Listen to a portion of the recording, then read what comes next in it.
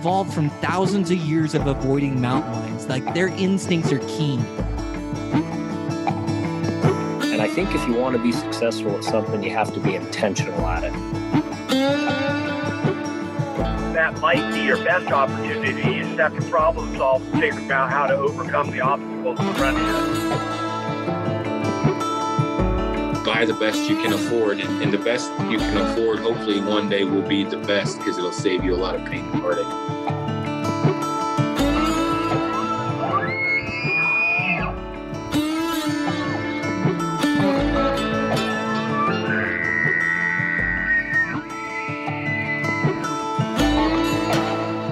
All right, folks, welcome to another episode of the Stigbow Chronicles, brought to you by Blackwidow Bows. I've got Rob Patuto on the other end here. What's going on, Rob? Oh, not much, buddy. How you doing? Doing good. Had a weekend with the kids here at the house, and be going back to work tomorrow, and trying to get this Mule Deer episode finished up here. Slaving away. I know it's a lot of work in these. When you do segments like this, when we're doing the I Hunt Close and stuff, there's a lot of work to them. You got to, 4 or 5 different appointments with different people, getting them all together and edited each one of them. So now I'm looking forward to it. Yeah, I am too. And it was a little tough to get a hold of everybody, but ultimately everybody was super, super cool about it. And, I can't thank these guys enough for taking the time. And each one of these segments is going to be anywhere from 20 to 40 minutes. We got 4 different guys here. First off, probably lead off with Barney from the Eastman's Elevated podcast. He does some riding for Eastman's and stuff over there. Just a great guy. He is not a traditional bow hunter, but he is hell on mule deer. He kills a lot of really good bucks, and just, you'll hear it in his segment, but his mindset and his approach to bow hunting is great. And I think everybody needs to hear it regardless of weapon. Yeah, I actually, you sent me that audio over and I listened to it, and that was actually a really good, conversation about the equipment there. And I love getting that you went out of the box and got a guy like Brian, because man, he's a high profile guy over there. Eastman's Elevated that's a popular podcast, and they're right in tight there, working with Eastman's magazine. So I think it was great. And I got to give a shout out to Robin Keene, my buddy down in Maui. Because he's good buddies with Brian. So thanks for putting a plug in for us, bud. Yeah. And, Brian was a great guest, and, he made my job easy. So can't thank him enough for coming on. And then next up, we got Robby Denning, and that's a guy who shouldn't need much of an introduction if you're a mule deer guy, interested in mule deer. He's wrote a book, wrote a ton of articles. He's the co-owner of Rockslide. He's got a ton of stuff posted over there on mule deer.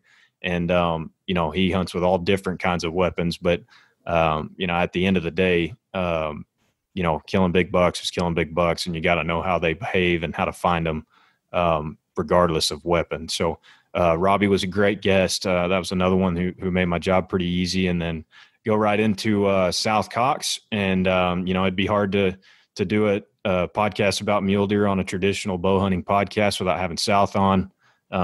It's one of the guys that you can pretty much bet on him filling his tags every year. He's owner of Stalker Stick Bows, of course. And then he's got the Western Bow Hunter podcast as well. So, and I think actually Tim Nebel from The Push is headed out there with South right now on his first hunt. They're going to film it. And, speaking of Tim, not to derail us too much, but Tim and Matt approached me just before Rob approached me, actually, and asked me to do some video content for their video content team. And, of course, I jumped at the opportunity. And I just want to give a shout out to those guys. They've got a lot of really cool guys on that video content team. And make sure you go over there and follow that and go watch some of that stuff. And all my hunts from this year, pretty much I'm going to film all of them, and they'll all be uploaded on the Push YouTube page. So that's cool, man. Congratulations. I'm looking forward to seeing that. I enjoyed your video you put up. You did a bear video, right? Yeah, that was from a few years ago. That was a good one. Yeah, it was just a little short film, and that's back when I was still shooting a compound. But yeah, it was just a little short film, no narrations, no talking, no nothing. And I'm looking forward to getting back into filming. It's kind of a pain in the butt, but when it's done and it's done right, it it's pretty cool to be able to go back and watch that stuff. But heck yeah.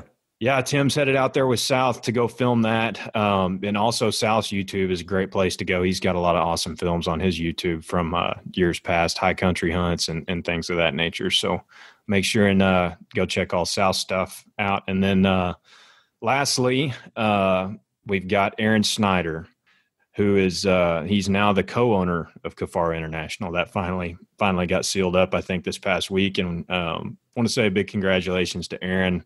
And, really happy for him over here. Heck yeah. It'd be interesting to see what happens the next couple of years. If I was a betting man, I'd be betting on Kifaru. Yeah. Sure. No, I think he's got a lot of ideas and things that are going to be coming to fruition in the next couple of years. So, of course, it's always a pleasure to talk to Aron, and he's funny about half the time anyway. Half the time. Anyway, but yeah, so that's pretty much the lineup here, guys. This is going to be a long one, but it's packed full of information. I think some of this stuff is information that doesn't get beat to death on podcasts and things like that. Some of it's kind of off the wall. So, I'm looking forward to seeing what the response is to it. Well, you sent me that audio you sent me of Brian Barney. I already used one of those tips that he lays out there. So yeah, I'm already down with it. All right. Well, you got anything else, Rob? No, I'm good, man. Well, hey, right. Thanks for doing this. I'm looking forward to this. I wasn't going to be able to get to it. So, oh shoot, man, I enjoyed it.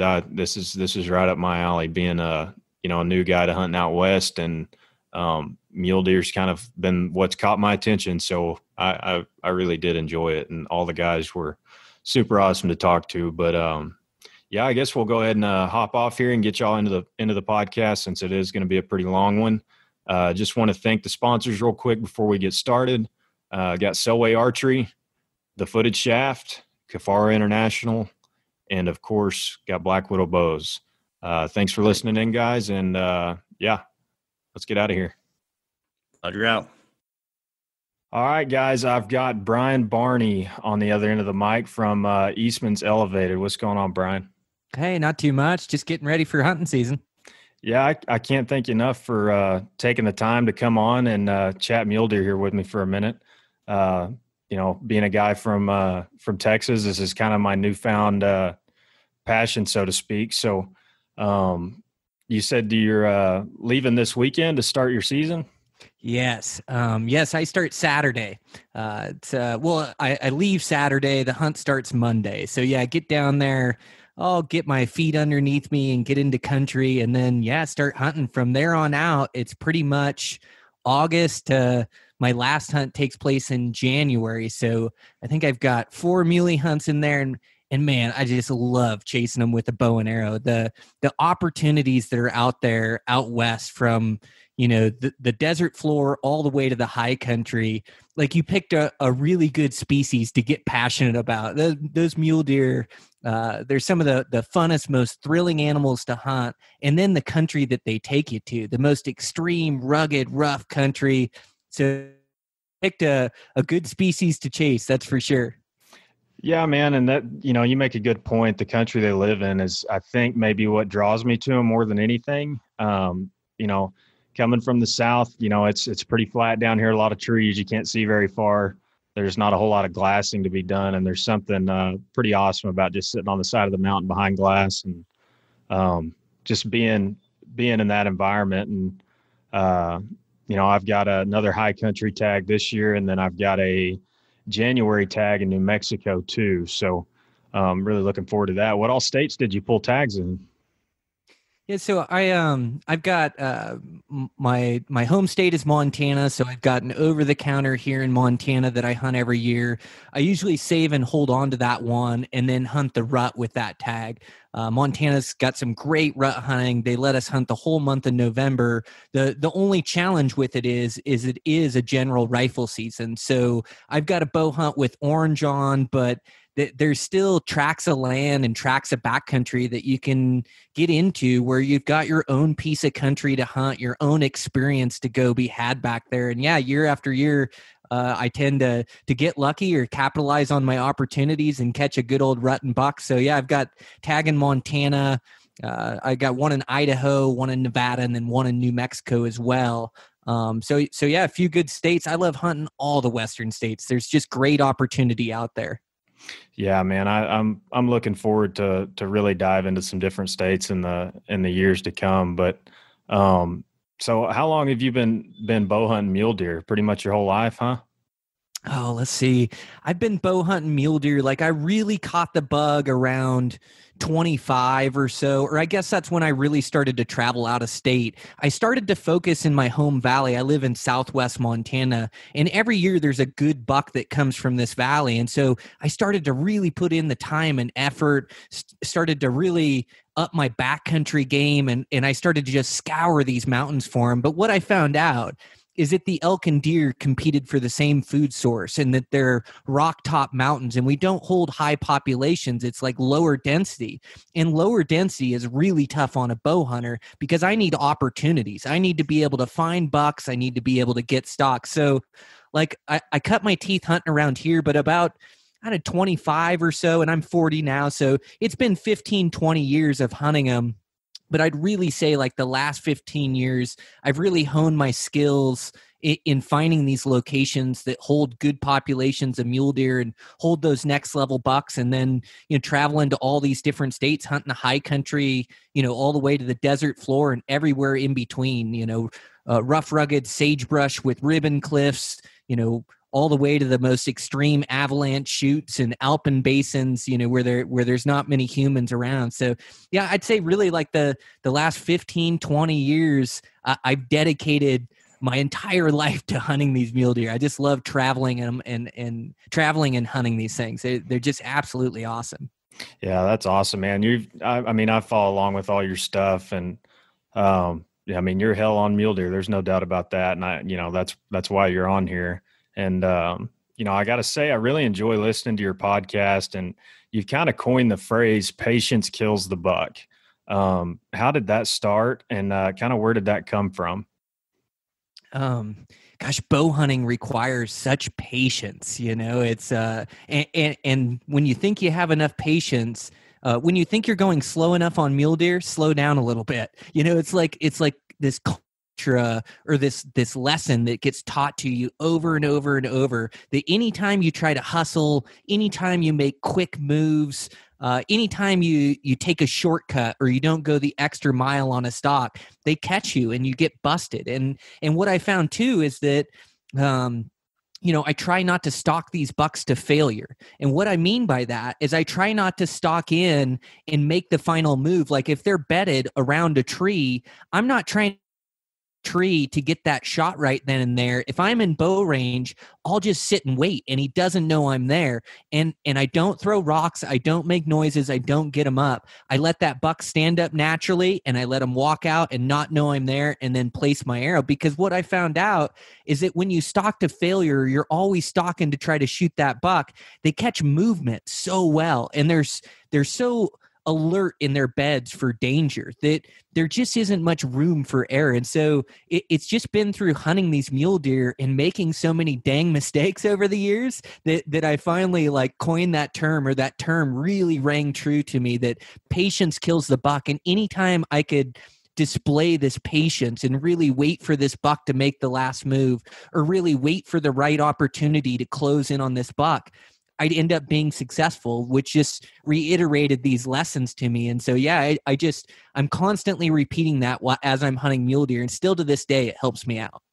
Well, it's really, really easy. And I found that out in a short period of time. It's really, really easy to get over anxious. And, it's it's funny because you can talk to 5 different people who are routinely killing big mule deer, and you can kind of get 5 different stories from how each person does it. And that's what's funny is, everybody's got their own little way that they go about it. And, we were kind of briefly discussing, your tip for this segment. And, we're going to basically go into just how methodical you are on the stalk and, just kind of dive down into that and exactly what's going through your head whenever, from the time you spot the buck, picking a route, all of those things. And take off, man. Go ahead.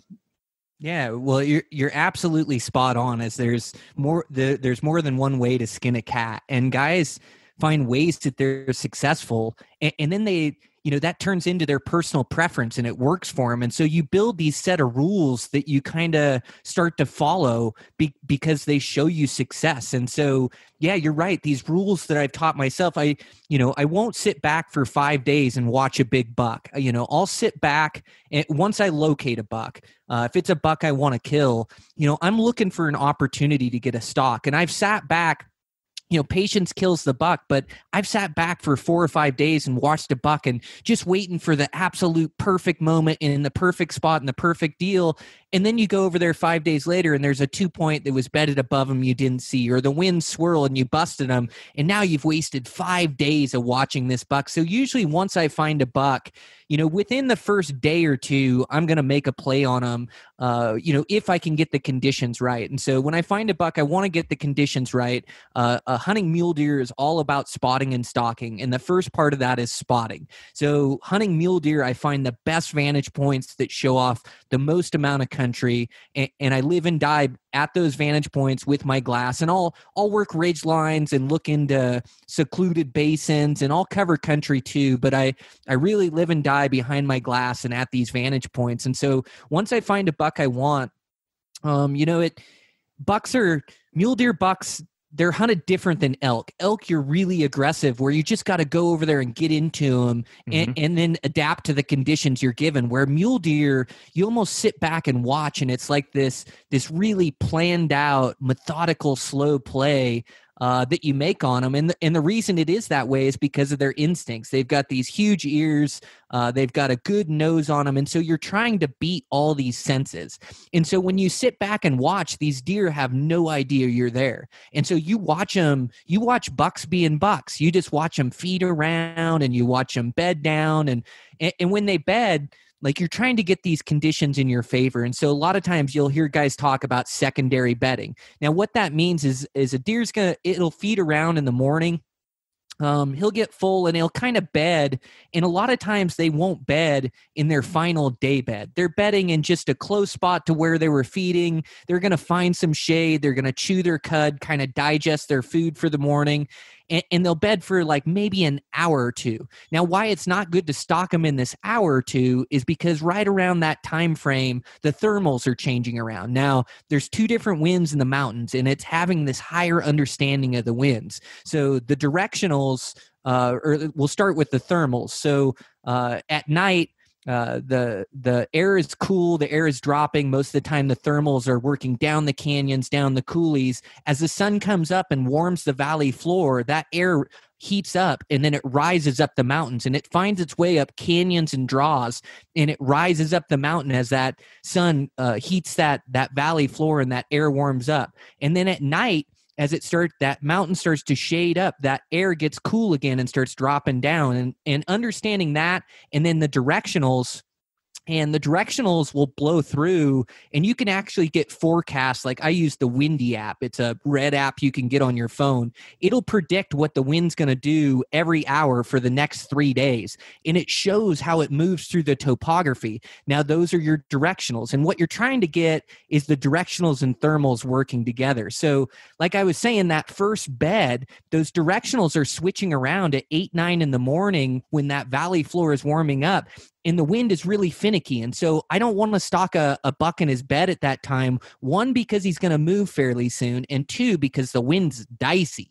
And so you let them get to their secondary bed. An hour or 2 in that bed, they get up, and then they're going to feed up the mountain a little bit. And not every mule deer does this, but but a lot of times they're going to get up, feed around again. And then when they find a bed, it's like an afternoon bed. That hot summer sun is going to come out. They don't want to be out in the sun anymore. They want to be in the shade, and they're going to spend most of the afternoon in there. So that's where I want to stalk that buck. So I'll just sit and I'll wait and I'll watch until that buck gets to that secondary bed. So once he gets there, then if I've got hot summer sun, now if you get storms that roll in, it can change your thermals and you may have to hold off. But if I've got hot summer sun, I know those thermals are coming up the hill. Now I'm going to try to stalk this buck. I'm going to make a plan for him. So that's kind of like the first step of it. And then when I'm making a plan, it always looks different when you get over there. You look at a mule deer and you're looking across the grain at the hillside, and it looks so easy. You can see the buck there. You see a rotten tree, a rock. You think, gosh, I'm going to sneak down that draw to that rotten tree to that rock and get on that buck. You get over there, it looks like the frickin' moon. It looks like you're on a different planet. You're like, man, did I even make it to the right hillside? Like, where's the draw? Where's the rock? There's a million red trees, or whatever the case is. So I really pay attention in this phase of planning. I'm going to take pictures of the far hillside. I'm going to map my stock. And that doesn't mean that I won't adapt my stock when I get up there and I see the country with my own eyes, but I'm pretty much going to plan it all out from my vantage point. I'm going to mark it on my phone. I'm going to mark it on OnX on the picture, and I'm going to draw where my stock goes and take notes before I ever take off. Well, I want to back up a second. What did you say that app was called? Because that sounds really, really handy. The Windy app? Yeah, it's called the Windy app. And I wonder it's a bright red app, and it's got like 2 swooshes on it, and it's called Windy. It's a red app. So I'm sure you guys can find it in the App Store, but it shows you the direction and the speed of the wind, and then it does a good job of showing how the wind wraps around topography. So hunting bucks on the lee wind side, where you have a wind that's piling over the top of the mountain, so the side of the mountain that has no wind, man, it's like a washer machine over there. It's really tough to kill a buck on the lee wind side. Every time I find a good buck on the lee wind side, it's like, man, oh no, I am in for it. So the lee wind side is one I try to avoid because the wind hits that hillside and then it swirls over the top, and that swirling washer machine wind seems to overpower thermals, and it just really messes with the wind over there. So I'm trying to find like a directional that's blowing against a face on the dominant wind side. You can find that and then use your thermals and the canyons and draws and get them working together. Like, you've totally eliminated the wind, and the wind has busted more stocks for bow hunters, whether it's elk or deer, than anything out there, So that higher understanding of the wind, I truly believe, gets me more opportunities and better opportunities at bucks. Yeah, I mean, being a whitetail hunter, it's been drilled into my head since I was just a kid, win. But I don't think people realize how different the wind is in the mountains until you just get up there. And it's an ever-changing thing. I killed my buck in his first bed, and it probably wasn't, I probably should have waited, hindsight being 2020. I mean, is there ever a time when you will go after a buck in his first bed? Like, say he beds within 800 yards or something like that, and you think you can get down there on top of him pretty quick. Well, has there ever been a situation where you've went after one in their first bed? Yeah, absolutely. Like, you make these rules, and then if the conditions are right, you break every one of your rules. So yeah, that's exactly right. Like, the conditions where I'll break my rule is if I have a strong wind in the morning or a constant wind in the morning, and it's like, man, the directionals are already good, and man, or the thermals are already good, and the directionals are blowing against this hillside. Like, I'm good, and the buck just bedded there, and I'm close. Like you said, 800 yards. Being close is a big part of that. Like, being able to close in before he moves bed. So yeah, you definitely look at every scenario and you ask yourself, is it high percentage? Can I get in and kill that buck? And most of the time I want him to get to the afternoon bed, but you're right. If I catch a buck in the right spot, I'll make a stalker. There is one buck that I didn't end up killing. I don't kill every big buck I find, that's for sure. But I was hunting this giant buck in Nevada, and I had 3 different stalks on this buck in a 8-day hunt. and he was living on a lee wind side, like I described to you. So I'd wait for the afternoon. The thermals would be right. I'd try to make a play, and the directionals coming over top of that thing with washer machine in there, and I'd end up blowing them, or I'd end up being in range for a half an hour and having it switch, and I just could not get this buck killed. And so finally, one morning, he bedded really early, and I still had thermals going down the hill. Like, I think he was even still feeding around, but I had those good thermals coming down, and I had no directional wind, and all my mountains were shaded, my whole hillside. And it was like thinking outside the box. It's like, I've got great direction. I've got great thermals right now. My winds are right.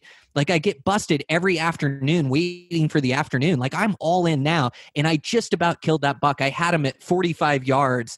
And I ended up getting busted by a smaller buck up above that I hadn't seen, that ended up picking me off. He ended up seeing me or catching movement. I believe I was trying to get drawn, but I was right there in bow range with that buck. But yeah, sometimes you got to think outside the box. Man, those damn forking horns, it seems like those suckers will get you more times than not. There's always one there that you didn't see. It's always the one you don't see. And you're right. And they're moving around too. So you may be hunting a group of 6 bucks because they hang in bachelor herds that time of year. And by the time you get around on those 6 bucks, one of those bucks could have changed beds, or maybe it was a buck you never saw. Those 2 points that, they'll, there's not much rhyme or reason to what they do in the mountains. So yeah, I mean, if it can go wrong, it does a lot of times, but it feels so good when you get it right. Yeah, and I wanted to say one more thing. We talk about how slow and methodical you've got to be, and I think maybe sometimes there's a fine line between there. I was going to see what you thought about this, but I think maybe sometimes people go too slow when maybe they could speed it up a little bit and go a little bit faster. Based on like wind noise, I don't think. Sometimes people realize what you can get away with in high winds, and just talk about that for a second.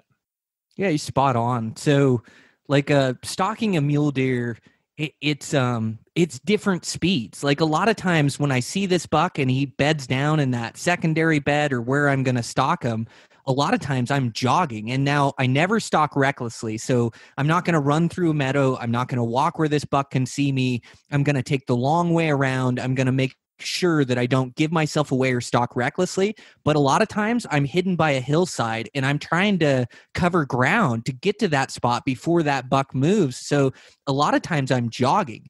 And the only thing I'll say is, like, the closer you get, the slower you have to move. And so you're right, 100, 200 yards out, wind blowing, you're over a ridge, you're exposed, you can dang near just walk down. You don't need to worry about your sound that much.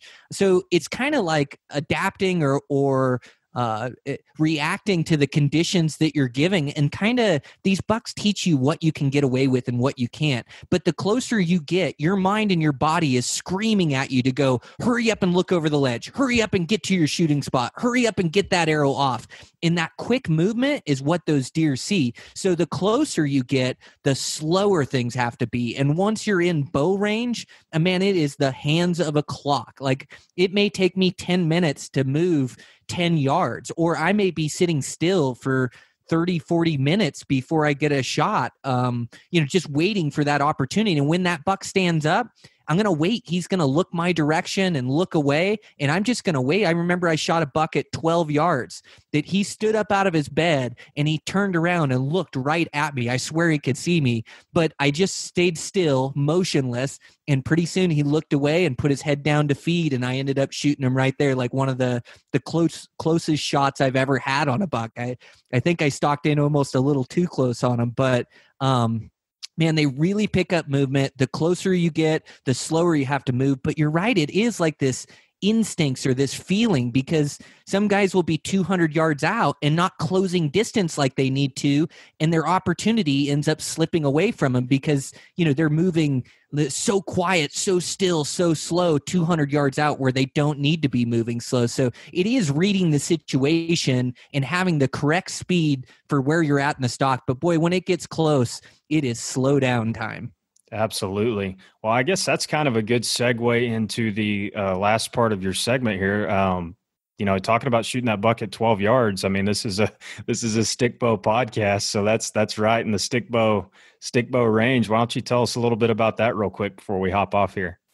Yeah, for sure. So, so I am a compound guy on a trad podcast, but man, I just respect everything you guys do and your commitment to archery. And I'm just the same way. Like, I love the craft. And when I think of a compound bow, I'm trying to get as proficient as I can be with it. But man, the game is to get close and kill them. Like, I don't need to be shooting far at them. Like, it's all a mentality and the way you think about things and the way you look at scenarios. And so you hold yourself to a yardage. It's amazing how close you can get to these bucks, when the conditions are right and when you play it slow. And so when you're getting into these bucks, these close ranges and you're moving slow like this, like it is, a lot of times you're keeping your eyes on the buck's horns and what he can see and the way his ears flicker, and you're really reading his mood and his behavior. You can tell when they're alert or when they hear something. I mean, sometimes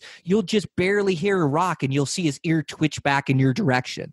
And so, like, stalking these bucks is the ultimate like ice water running through your veins. Like, you talk about high pressure situations as you throw 200 inches of antler in front of you, the buck of your absolute dreams, hunting him in the high country, you have an immense amount of pressure on you. Like you were feeling it. And as you're stalking in, and we're talking about moving slow, like, moving slow is so difficult. It's like a dang yoga pose. Like, your body will get stiff, your body will get sore. You're out in the sun, out in the conditions, the sun just beats down on you. One of the biggest bucks I killed in Colorado, I had a 9-hour stalk on that buck. I had 10 ounces of water for the entire day, and it was 9 hours of this intense stalk on this buck. He stood up. I drew on him 2 different times when he stood up. Finally, the 3rd time, he gave me the shot, quartering away, and put one in him. Like, it is the most intense moments of my life. And so it is really about keeping cool in those moments.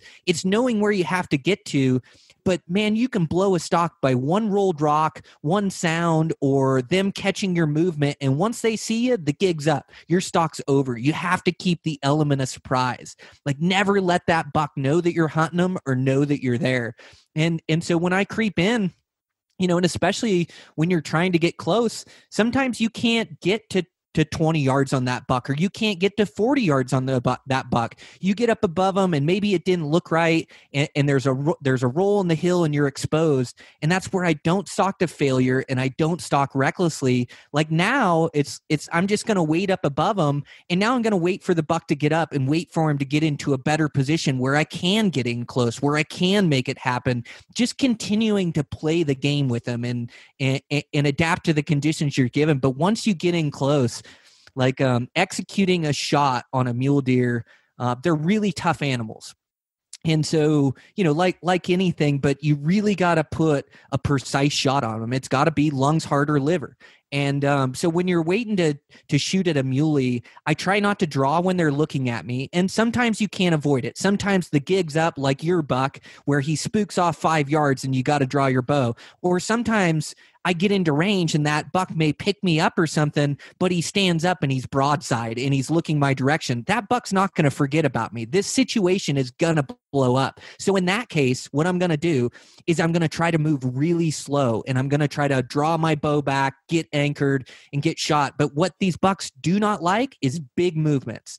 They don't like you stepping over the top of rocks. They don't like you stepping around trees. They don't like big draw cycles. The movement is what blows them up and spooks them out of there. So you've got to move slow. Even if they see you or they're on to you, that draw, that move of your bow to get it up into position and then to come back to anchor, everything is really slow. And if you move really slow, you can get away with it. Now, if he doesn't know you're there and you've done everything right and you have that element of surprise and you haven't come over the top or around that tree, then you're waiting for that buck to come out and feed, and really wait till that buck isn't looking at you. Like that 12-yard shot I had where the buck looked right back up and at me. My camo did its job. I stayed motionless. He had no idea I was there.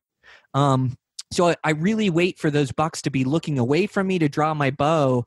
And then the execution on mule deer, it's really, once you bend those limbs back, like don't try to, you've got to have that killer instinct and be looking for your kill shot, but you also don't want to force it on a bad angle. You don't want to force it on a long distance. You don't want to try to force this arrow because bad things happen. And so really wait for that buck to be the right angle, offer the right shot, and you put one right through the brisket where you want, and that buck doesn't make it anywhere. But that's the best feeling on planet Earth, is when you can execute and put a good shot on a buck like that in any habitat. Like, part of the prize of these mule deer, they've evolved from thousands of years of avoiding mountain lions. Like, their instincts are keen. Everybody out there wants a 200-inch buck, but there's not many guys that you know that have one. And they're all over throughout the West in multiple different units. Like, I just heard a study today that came from the Grays River of Wyoming and talked about the population there, 30,000 deer that winter. The biologist had 26 bucks collared, including one 200-inch buck that he has collared. So he has 26 big bucks collared. They give bow tags in there, and they give rifle tags in there. In fact, for residents, it's over the counter for them. Out of those 26 bucks, they harvested 2 last year. That's how many bucks like survive and grow up. So like part of the thrill and part of the fun of chasing mule deer is the challenge. Like, they are so tough to kill with a bow and arrow, but that's what makes it so fun. Yeah, man, I this has been great. And regardless of equipment, like you said earlier, bow hunting is a mindset. And, I think you were a great guest to have on. We're trying to kind of bridge the gap between compounds and trad bows to get, maybe some compound guys listening in and more interested in trad bows, and maybe eventually pick up a stick bow one day. And, you've got a bow hunter's mindset, and that's why I wanted to have you on here. And yeah, man, I really can't thank you enough. This has been great. Yeah, absolutely. My pleasure. Yeah. We're definitely brothers. Like, the game is to get close and try to kill those mule deer with their bow and arrows. So yeah, a lot of the skills transpose for sure. But yeah, man, thanks a bunch for having me on. I always like a platform where I can talk mule deer. Yeah, thanks, Brian. All right, well, we'll go ahead and hop off here. Where can people find you? You've got the Eastman's Elevated podcast. Go ahead and plug all your stuff here. Yeah, Eastman's Elevated podcast, and then on social you can check out Eastman's Elevated, and then check out Brian_Barney, and you can find pretty much everything there. All right, man. Well, I appreciate you coming on. We'll have to catch back up after season. Absolutely. Yep. Thanks, Blake. All right, we'll see you, Brian.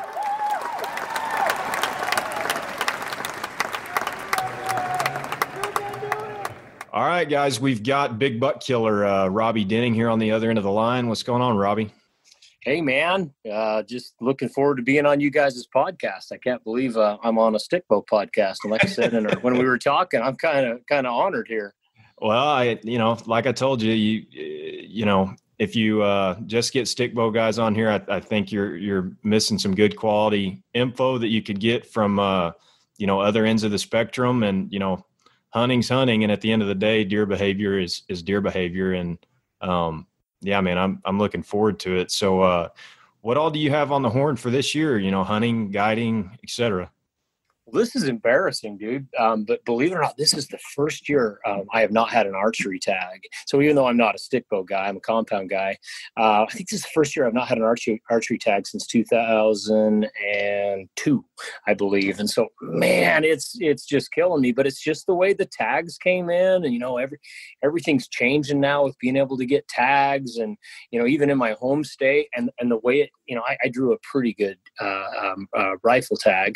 So by taking that, I can't hunt archery, and that's that's okay. But man, it's like a punch in the gut to me to not have a bow tag in my hand. But and like I said, I'm glad you invited me on. I listen to a lot of trad bow hunters, because I really feel like if you're getting it done with the trad bow on mule deer, you're the kind of guy I want to listen to, because I'll just say it. I feel like there's some of the best hunters out there. If they're able to kill big mule deer with a trad bow, I want to listen to that guy. So anyways, that's where I'm coming from this year. But rifle tag, and let's see, I've got a muzzleloader early season tag that'll apply a little bit of what we're going to talk about today with glassing. And let's see, did I get it all? Yeah, that's it. Cool, man. Well, how long have you actually been hunting mule deer, just for people who maybe haven't listened to you before? With a license or without a license, and I don't mean from a poaching standpoint. 8 years old, my daddy started taking me. He probably even took me before that, but I mean, at like 8 years old, he was like, taking me along, and here, this is how you adjust the binocular, and look, here's a deer. You want to look at it through the scope. Those are some of my earliest memories right around in there. And my dad, just out of necessity back then, this was in the 70s. I mean, compounds were around, but he was hunting with the trad bow. Him and my uncle. And I got a cool video of when I was about probably 9 years old, and they're hunting with trad bows. Of course, they didn't kill squat. They were rifle hunters trying to hunt with a trad bow. They didn't even know what they were doing. But just that's when I started. Back then, Idaho, you could not hunt until you were 12. So obviously, that's when I got my first license. So what am I, 51 now? 51 minus 8, whatever that comes out to be, 43, 42 years, something like that I've been chasing mule deer. I think in all that time, I only missed one season that I didn't actually go, and I was about 16, and probably going to the football games and chasing girls. I don't know what the heck I was doing. I remember my dad just shaking his head like, "You're not gonna come." And luckily that hasn't happened since. And so I love it, dude. It's my, that's pretty much all I hunt is deer. It's just, it fires me up, man. It hasn't waned a bit. If anything, I'm more passionate about it now than I was back then. Awesome, man. So before we jump right into what we're going to start talking about, why don't you plug your book real quick? You wrote a book, and I just realized that recently, and I've been meaning on picking it up. Why don't you plug that real quick? Oh, yeah. When we get off, let me get your address, man. I'll just send you one. 2015, I released Hunting Big Mule Deer, How to Take the Best Buck of Your Life. And that was just kind of a 30-year compilation of all my writing and articles and, all my mule deer hunting. And I just wanted to get it in a book so it was out there for people. It details kind of what I talked about, starting as a young man, how I got the bug, and my sweet daddy and my uncles, to a lesser extent, willing to put up with me and take me. And I grew up in a pretty good mule deer spot. It was really good back then, Southeast Idaho, and just kind of grew up in that culture. And, as I got a little bit older, I went into, hunting other species and everything, but I came back to mule deer. And so that's really what my book is about. If anybody's interested, it's on Amazon. It's written from a rifle hunter's perspective, but I have taken, 3 great mule deer with a bow, and, they're all in there too. And, muzzleloader, all that stuff's in there. But I think you mentioned it at the beginning of the podcast, deer behavior is deer behavior. And, it doesn't matter what weapon you're hunting with, you can become more successful by studying their behavior. So there's a lot of that in my book. Awesome, man. Well, I'd encourage anybody listening that wants to learn a little bit to go and pick it up. I know I'm looking forward to picking it up and reading it a little bit. So we briefly discussed your tip for the segment before we hopped on here, and that's going to be glassing, and specifically glassing with the moving sun. So yes, why don't you go ahead and just jump right in, man? Okay, sounds good. This is kind of one of those things that like I said, I'm 51. This is the cool thing I like about mule deer, man. I'm still learning. In fact, the more I learn, the more I think, man, there's still a lot I don't know or I don't understand. But glassing with the moving sun was one of those things that I've just kind of been able to understand better maybe the last 5 or 10 years and use it more to my advantage. And I don't, it's not just my idea. I've heard some other good mule deer hunters talk about this. And Dwayne Adams, for those of you that don't know him, he is pretty much the premier guide on the Kaibab in Arizona. I was reading his articles, man, it must have been in the early 80s. I was still a teenager, and I remember reading about 15 power binoculars. He was the first guy that was really doing it that I knew of. And, I started following him, and he's still out there. He's still he guides every year. He'll be guiding this year. If you get a chance to listen to him, I hear him on the J. Scott podcast all the time. And he was talking about this a couple of years ago. And like I said, it's just something that became more conscious to me that, whoa, this dude is right. And so what I'm about to go into is it's not really a formula. It's more of a really good tip, and it's something to consider. I think of a formula as something as you got to do this all the time. A plus B equals C. You got to do that all the time if it's going to work. So this isn't something you got to do all the time, but it's something to definitely consider. And once I realized how to do it on purpose, my success rate went up on finding bucks. And so what I'm talking about is using the sun angle to your advantage as you glass. And typically mule deer are mornings are typically better than the evenings. And that's not a formula either.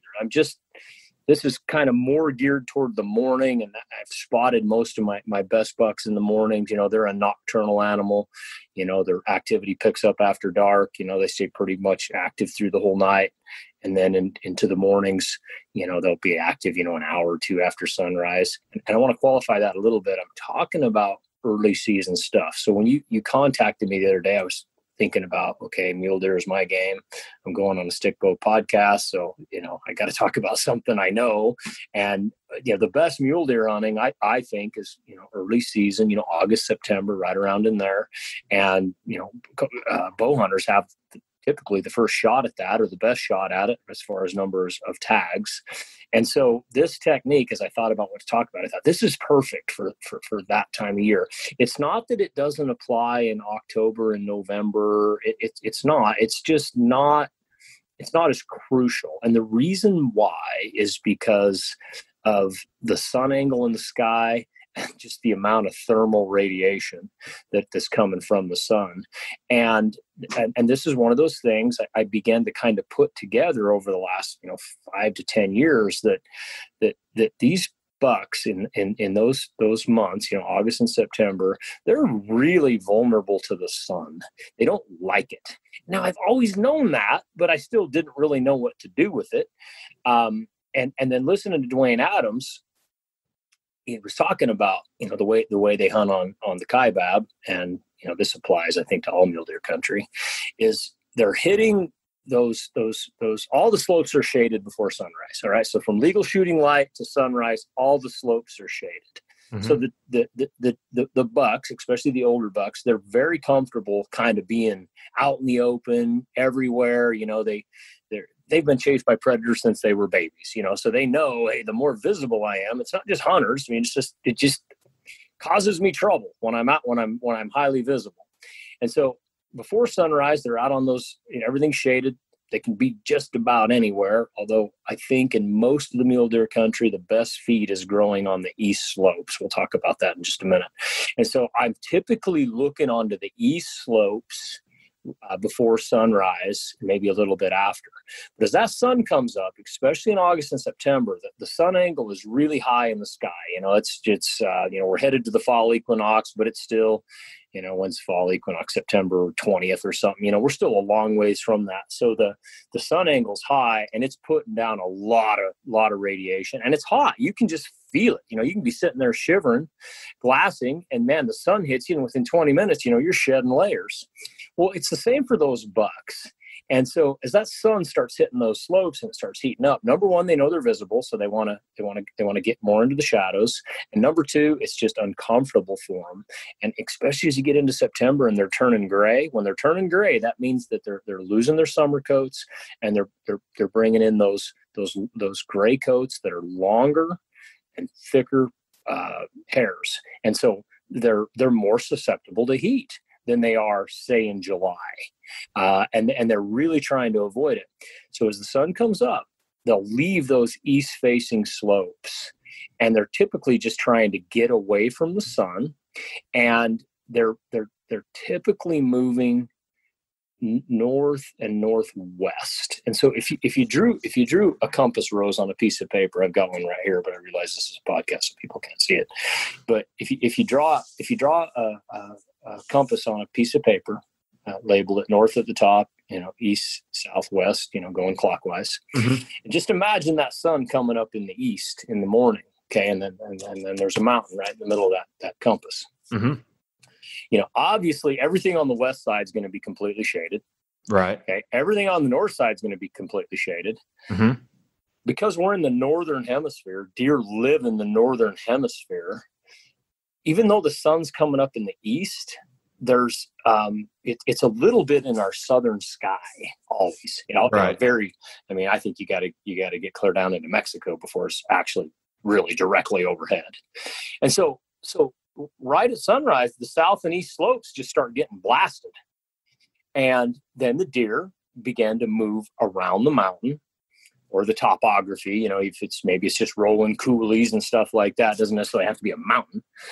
A coulee is just an upside down mountain, so I won't go into that. But you kind of got to think of how the sun is affecting those slopes, and that's what I learned listening to Dwayne. Like the light went off, and I've just been observing deer for 30 years, and I guess I kind of knew it in my subconscious. But let me give you an example. If you ever look at a raised relief map of the West, the raised relief maps are the ones that you can, feel the mountain ranges. Uh-huh. There's not a lot of them around anymore because everything's gone to, Google Earth and OnX and Base Map and all that stuff. But if you look at an old raised relief map and you just get back from it, you will notice virtually all the mountain range in the West, clear up into British Columbia, clear down into California, they run north and south. Right. Mm-hmm. For the most part, they're running north and south. So that means they've got an east facing slope and a west facing slope. If a mountain runs that way, that's going to be its two primary slopes. I'm not talking about the secondary ridges that come off. Right. Mm-hmm. That's your primary slope. So like 20, 30 years ago, I learned that the east side is a little more moist. It doesn't get that hot afternoon sun like the west side does. And it tends to hold moisture better. And again, remember, this is not a formula. This is just a tip that deer a generality.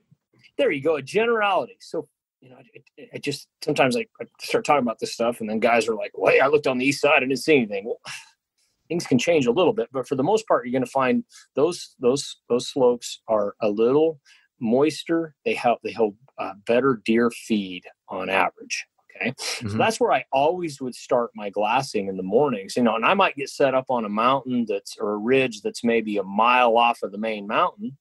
And then I can look at a whole bunch of country as the sun's coming up. That's still a great technique, and I still do it. But I used to just sit there for like 3 or 4 hours, and that's a good way to see deer. And sometimes they pop back out, especially if it's a real honey hole. But they are typically moving off of those slopes as it's getting hot. So it doesn't matter how long I sit there. They're not going to come back until the sun crests that mountain. And now it's starting to look on or shine onto the west side. All right. Mm-hmm. And so then you may get some deer coming back over. Although I find once they get to that secondary bed, if they've got to walk 500 yards to get back over the ridge on the east side, they're just not going to do it. So even sitting there all day, you may not see the number of bucks that you're going to see if you can figure out how to glass those bucks as that sun is moving them into the shade. And, this might sound like, well, yeah, of course, we're looking for bucks in the shade. I mean, where are you going with this? Well, where I'm going with it on a meso scale, on a large scale, when you're looking at a mountain, and you get past about 8:30 in the morning, those east facing slopes are pretty much void. But if you can get on to where you can see the west, and this is what Dwayne says, particularly the northwest facing slopes, where those are totally shaded for that part of the day, clear up until, like I said, when the sun crests over that mountain, those are going to stay in the shade for hours. Well, in the early season, those bucks are in the mode of gaining weight. They're eating all day long. And right. They bed, of course they bed. And I used to think they went to bed at 8:30 and then got back up at 5:30 until I really started, I learned this from David Long and, a lot of these high country hunters that are in really wide open country where they can observe all day. And they're like, oh yeah, they go lay down, but man, they get back up. They may lay down only an hour or two and then they're back up feeding. And again, that was kind of one of those things I had to kind of go, oh yeah, duh. And so if you can position yourself as those bucks are getting onto those more shaded slopes, to where you can see onto those slopes, you're going to find deer later into the morning than you normally would, and even all the way into the later part of the day, into the evening and stuff. And this is how it helped me is, like I said, I used to just sit there for hours, like, oh man, I glassed 5 hours today. Like, well, you dummy, there was only about an hour of it that was any good. And so what I do now, and I'll give you an exact example in just a second, is if I can move with the sun, then I try to do it. I try to keep my glass on slopes that are receiving shade throughout the morning. Mm-hmm. Now, sometimes when I talk about this stuff or I write an article on it, everybody's like, okay, so I'm headed to Arizona, man. So do I just hunt the north slopes? Well, the north slopes are going to be typically your heaviest vegetation, and in the higher elevations of the west and the cooler states, it's going to be heavy timber. So, as a bow hunter, that's not your friend. And plus, I just don't think that there's a lot of feed over there. In fact, I don't even have to think it. I know it. It's not receiving the sunlight. Sunlight is what grows feed. Mm-hmm. North-facing slopes in the west get the least amount of sunlight. So they may have feed on them, little pockets and stuff, but I'm certainly not going to focus my efforts on that. Okay. And so what I'm doing now, and this is the exact example I'll give you. It's about a month ago. I was down in Nevada, and there's a mountain I've scouted on and off for about 14 years, and it runs. This is a secondary ridge off of a main mountain, so it's actually running east and west. The main mountain runs north and south, like I said, mm-hmm. but the secondary ridge runs east and west. That means it has a pure south-facing slope, right? Mm-hmm. Imagine that in your mind. It's running east and west. One of the slopes is completely facing south, and one of the slopes is completely facing north. There's not a lot of northwest aspect on it. And so when I went down there, I got there. I had to ride a motorbike clear up to the top of this ridge, and I freaking crashed it. It was just too much of a climb for my riding skills. So I thought, man, I got to walk like the last half a mile because it was just too steep for me to ride it.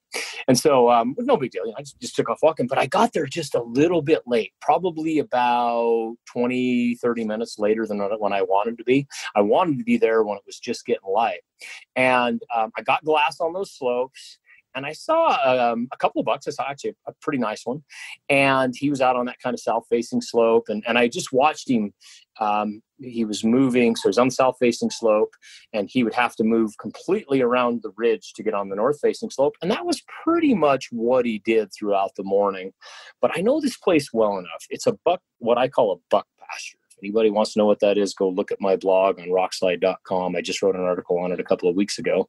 A buck pasture is one of those places that, no, I'm expecting to see a lot of bucks here in the early season. This is where they gather before people start hunting them. And so I'm thinking $2, that's just not enough for this mountain. And so the next day I set up a lot closer to it, and so that I could be within striking distance of it, and I could, glass it again, kind of right at first light, like I wanted to the day before, and then also be able to kind of hike around the mountain as the sun came up, and be able to look into the shaded areas. Because the day before, I was like, I don't know, mile and a half, 2 miles back. By the time I'd have got over there, it'd been noon. So that's what I did. The next morning, and when the mountain was shaded, sure enough, there was like 7 or 8 bucks out on that slope, about what I expected. And one of them was a shooter. He was a nice, 27 to 29 inch buck, running with a couple other, medium size, 150 4 points. Pretty much what I would expect to see in a buck pasture. Well, sure enough, Blake, as that sun started to trickle on that mountain. We're just talking, it's starting to come up. That slope started getting blasted. Those bucks moved around the mountain, and I couldn't see them anymore. And they were basically headed to the north slope. Well, I took off, and because now I'm not very far from it. I don't know, half a mile, 800 yards, and it took me about 45 minutes to climb to the top of the mountain and get on top where I could look down on the north side. And it was really the way the ridge was kind of the northwest side. And sure enough, there they were. They had moved off kind of the top, and they got down into kind of some up and down stuff that was on the mountain. And I was able to get a good phone scope shot of the buck, because that's the thing. When the sun's shining on them, especially those older bucks, they don't like it. They're moving. They don't feed very much. They're just, they might pick a little bit as they're walking along, but they're getting out of there. And yet when I got over there to where they kind of hold up, and, they're not bedded. I mean, it's like 8:30, 9 o'clock, 10 o'clock. They're still up feeding. I mean, a couple of them would lay down, but they were very comfortable moving around because they were on that shaded kind of northwest slope of the mountain. And they fed till 10:30 because they had all that shade down there. And I was able to get, like I said, good footage of them. And I finally left. And when I left, they were starting to get up under the serviceberry bushes, the big 7-8 foot tall bushes where they're going to have shade for the day. And it just kind of reminded me that I could have sat back there on that slope for 8 hours. I mean, just really, man, I'm such a stud. I'm so patient. It doesn't matter how patient you are. If the deer aren't using the slope that you're glassing, you ain't going to get them. You ain't even going to see them. And so I try to use that information that I'm sharing with you I'm a little more on my feet now than I used to be. And I don't just sit in one spot for hours. Now, there can be exceptions to that. All right. We won't go into that. But I mean, on average, I'm not planning on, I'm just going to sit here for 3 hours in glass. If I'm sitting somewhere for 3 hours in glass, I better have a lot of country with multiple different slopes that I can look at for the same reason, to kind of take advantage of that moving sun. And, so I'm much more likely to actually be moving at prime time than I used to be, where, I used to be more like that was a curse. No, at prime time, you're sitting on the knob. You don't move till you got your buck bedded up. And so that's kind of what changed my thinking, was when I really began to follow these deer with the sun. Is that pretty clear? Yeah, it is. And so I want to unpack it just a little bit. You're hiking up the ridge, you're finding your glassing spot for the first thing in the morning, and you're typically going to be looking at, generally speaking anyways, if you've got a good south and east slope located that has got good feed on it, that generally holds deer, you're going to set up in a spot where early in the morning you're going to be glassing that south and east slope, trying to pick them up before they are moving into that, maybe, say they're feeding on that south and east slope, the sun starts hitting it, and then they're moving over the mountain, maybe into the next basin over or whatever. And then, as the sun's coming up, you're going to move and start glassing the other side of that ridge or that mountain, correct? Yes. If I can get over there while I think they're still going to be on their feet,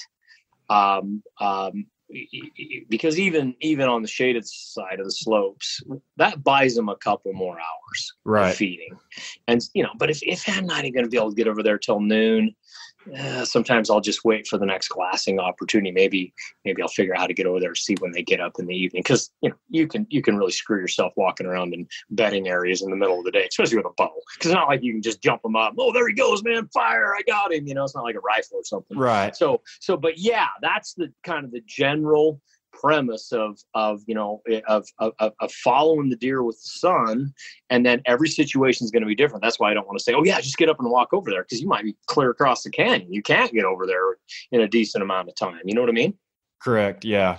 No. And I mean, Brian and I kind of mentioned that we everybody sits down and makes all these rules and this and that. And then the situation arises and you break every one of your rules you just made. So, no, I think that's really good information. I think it makes perfect sense whenever just the way you worded it. What little bit I've hunted mule deer, as you were explaining all those things, I can sit back and think of times that I was glassing bucks that's exactly what was happening. I just may not have known that that's what was happening or why it was happening. Mm-hmm. But, definitely rang true for sure. And that's what I mean. When I was listening to Dwayne, that was when I finally put it together. I'm like, gosh, I know this stuff. I just never thought about it that way. Right. And so, it's not one of these things that's going to make you see, triple the number of bucks. But it's one of these things it's just going to put more odds in your favor when you're doing that. And where guys get goofed up on, because, as humans, we want formulas, X plus Y equals Z. That's what we want as humans. And so when you hear something like this, then you go out and try it and it doesn't work. You think, well, you just kind of forget about it. No, this is just something that is going to tip the odds in your favor. Try it more often. And eventually you're gonna see more deer. That's how I would chalk this up. And one other kind of extreme example is, I'm a pilot. I've flown a lot of mule deer country in my life, and this was one of those things that I didn't really realize is usually if I fly a unit, I'm just trying to get a general feel how many deer are here. Sometimes it can be really hard to judge bucks from flying and stuff like that. But at least you're like, okay, this is buck country over here. That's not buck country over there. I did see a herd of bucks over there, and then you can get on the ground and kind of make your process a little more efficient. Well, when you're flying in a Cessna or, something fast, we would always just try to fly the east facing side. Like I said, get that at sunrise, because that's where the bucks are most visible. They look like beacons as that sun hits them. Mm-hmm. And, you're flying at 90 mile an hour in a plane. It's like, oh gosh, I want to be able to, see them. So, but what I would notice is, by half hour after sunrise, Rick, we're just looking at the country. We don't even see bucks. But every once in a while we'd come back headed to the airport or wherever we're going. And we'd be on the west facing side of the mountain, which is shaded. Mm-hmm. Like, frick, there's those bucks right there that we saw like an hour ago. Or, oh, there's bucks over here and we didn't even see anything. And all those bucks had done was they'd feed on the top of that. And I think that's why the buck like the top of ridges, because they can change aspect easily, right? If you're feeding at the bottom of a ridge and the sun starts shining on it, you got to climb all the way to the top to get over on the other side. Where if you're on a ridge or on the main spine of a mountain, it's just a few minutes to change slopes. Does that make sense? Yeah, it does. And that's another thing I was actually going to bring up, is this is going to make my e-scouting a little bit different after talking to you. So I mean, spots like that, I think, are spots you could maybe find on Google Earth where you've got a south and east facing slope that looks like it's got a lot of feed on it. And it also has an easy transition into a north and west facing slope close by where the deer can transition into it relatively easily. There's the e-scouting tip of the day right there, buddy. You nailed it. I don't know. I mean, you pretty well laid it out for me there, but yeah, man, I think this has been great information, and hopefully guys take a few things out of it. But have you got anything else, Robby? Probably to qualify that a little bit, as you get later into the fall and the sun is not so intense, and the sun angle is a lot lower in the sky. Mm-hmm. It doesn't make near as much of a difference then, especially, and then when you get into the cold weather, it's almost the opposite. You'll see bucks out on sunny slopes, although the bigger ones are still hugging the trees and trying to stay, not so visible. But it's almost the opposite by then, because they want that radiation then. They want, that conserves their own body heat and stuff like that. So, I just want to make sure people understand, and that's why I wanted to go over this technique for your podcast, for your listeners, because I'm assuming a lot of them are, probably 80-90% of them will be hunting mule deer in the earlier part of the season, and that's when this really applies. But you start getting into November and stuff like that, it's some of this stuff's gonna a little bit go out the window. 100%. Well, man, I can't thank you enough for taking the time to come on here and chat with me for a minute. Why don't you tell people where they can find you? Plug, y'all have the Rockcast thing going, and I didn't mention it in the intro, but Robby, you're the co-owner of Rockslide, correct? Yes. Yeah. Me and Ryan Avery own Rockslide, and Rockcast is our podcast that we have. And that's hosted by Jordan Budd. She's one of our writers, and a great little gear podcast for people that really just want to listen about gear and stuff like that. That's really what she focuses on. And then Rockslide's just a great big hunting forum. We publish a lot of articles on Western hunting. You can find that at rockslide.com, but it's rockslide.com, not ROCK, but rockslide.com. And,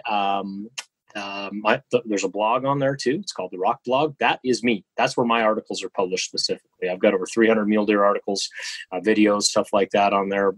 All of it pertains to mule deer or mule deer gear. So guys can jump on there and check that out too.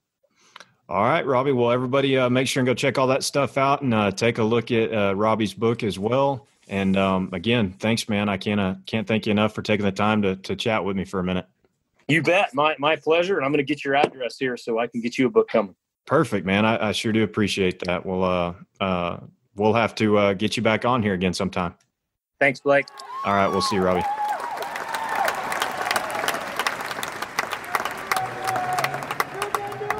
All right, guys, during this segment, I've got South Cox of Stalker Stick Bows on the other end of the mic.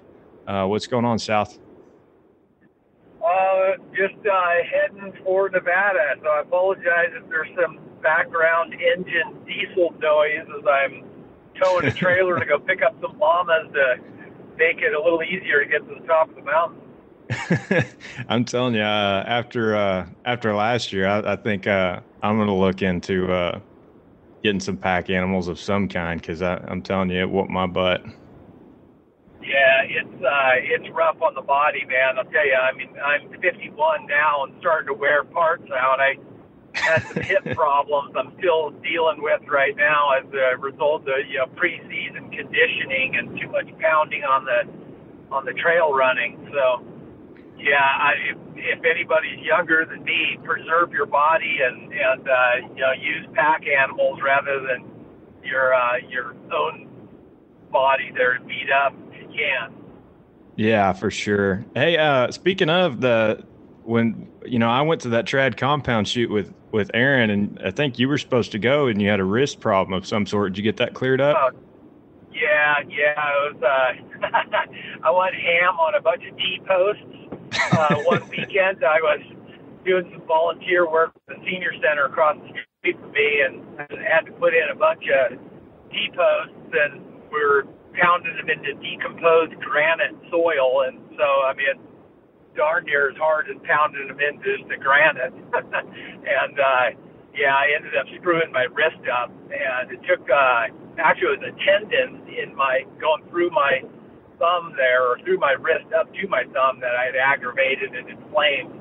But once I immobilized it, then it didn't take too long to clear up, but it was a good couple of weeks before I was able to shoot my bow again. Dadgum. Well, at least you got it cleared up just in time for season to get here. Yeah. I mean, obviously you don't need much of an introduction, but how long have you been bow hunting mule deer? Just so people who haven't heard you before maybe can get an idea. Sure. Mule deer in 1989, on my first mule deer hunt, got pretty lucky and got hooked on them. But I grew up hunting blacktails out on the coast of California, and then gradually, I think my big dip back into mule deer hunting was in the mid to late 90s, and then it's been nonstop ever since. Well, you're certainly one of the few guys that you can and I don't want to jinx you, but you're one of the few guys that you can damn near just bet on that's gonna wrap that tag around something. I've been pretty fortunate. Well, I think that's due to all the work you put in. Yeah, I know I've certainly picked up a thing or two from listening to you talk, and this is not super related to the topic we're going to talk about today, but I wanted to bring it up. One of the main things is to find country that's conducive to hunting with a stick bow, and how that can play such a big role in having good quality opportunities, and then, hopefully ultimately notching the tag.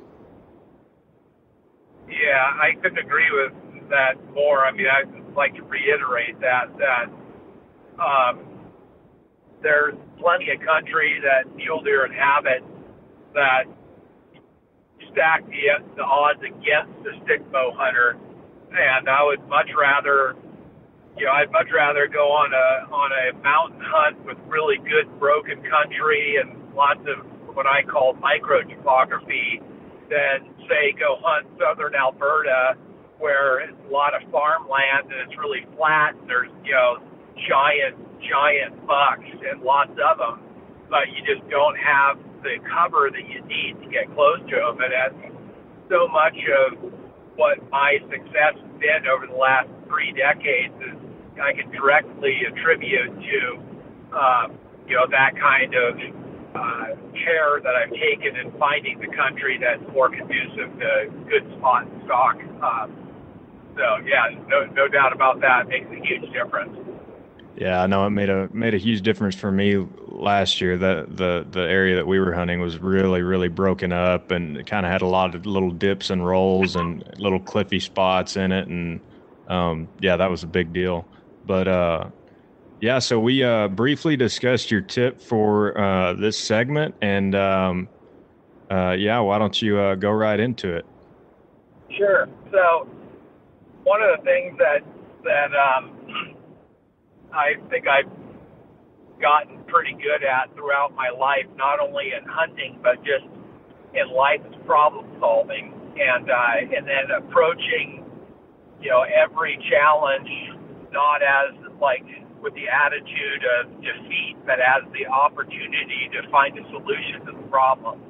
And so there's been a number of times when I've been faced with, like a stock that I didn't think that was possible, and then, found a way around it to make it work. And one of those, and I've talked about this before on podcasts, but I think it's worth bringing up again, is I found a buck in Nevada where I'm heading right now that was bedded in a perfect spot below some rim rock, and I was within less than 20 yards of this buck, but the only way that I could get to this buck was through this giant dead bush, and it was about the size of the hood of a full-size truck, and it was just about that large in diameter, and it blocked my way to get out on the edge of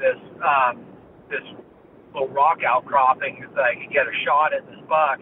And like I said, I was super close to this deer, and there were just all dead, brittle branches. And I knew, trying to push my way through there, my pants would be getting snagged on it, and it would be making all kinds of noise. And it was almost dead still, that every few minutes or minute or two, there would be a puff of wind that would come up from the canyon below me, and it would rattle some aspen leaves that were just down below where the buck was bedded. And it wasn't much cover noise, but it was just just enough to provide a little bit of concealment. And so I waited until I got a puff of wind, and actually to overcome the material of my pants sound, I dropped my pants and just decided to proceed forward in my boxers. And that was I'd never seen anybody do it. I'd never heard of anybody that had done it. I'd never done it myself before, but I knew that the dead branches going across my skin would be a lot quieter than across fabric, and that also the branches wouldn't catch on my skin and then pull and stretch and then whip backwards and just slide past it. And I wasn't the most comfortable as far as my legs got pretty scratched up, but I was able to, over the course of the next maybe 5 minutes or so, I'd take a step into the bush, separating the branches and stepping through, and then putting all my weight on one leg, and then I'd separate the branches with my hands for the next step and wait for the gust of wind, and was able to proceed through that bush, and was able to get a 15-yard shot on that buck, and he still had no idea that I was ever around. We had that one on video, and from the perspective of the cameraman, the buck never turned his head and looked back towards me or anything. So it worked out great. And I stalked another buck a couple of years later where I had to sneak through a willow patch, and it was the same or similar scenario where I knew I wouldn't be able to get through that willow patch and get to less than 15 yards of that buck if I had my pants on, and so I was able to sneak in there. And so sometimes you have to kind of improvise and think outside the box there in order to make make it happen there.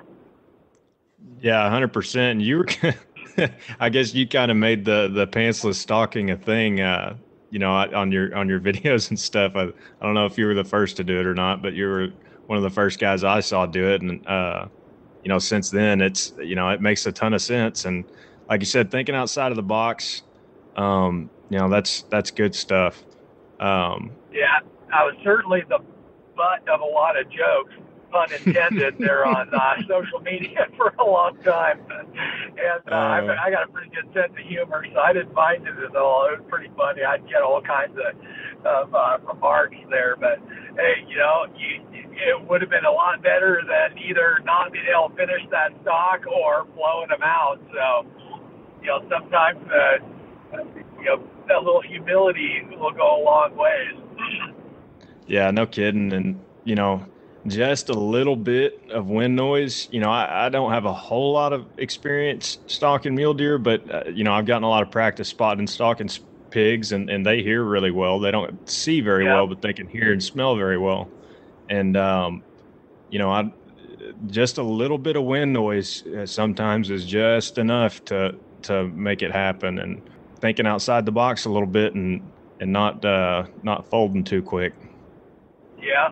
Another time I ran into a scenario that I kind of had to come up with a solution was I was hunting in Colorado in some real rimrocky country, and this one ridge line has a number of rimrock patches on it, and which make for some awesome stalking opportunities. But the problem is that when you're coming down from above, for one, it's really hard to even identify that there is rimrock right below you. And then once you do a big circle around and come in from behind, then it's really hard to orient yourself. And on the hillside, there were no landmarks for me to be able to pick up where the rimrock was, let alone, if there was any rimrock and which, was the right one. And so the solution that I came up with, and again, this is just kind of on the fly,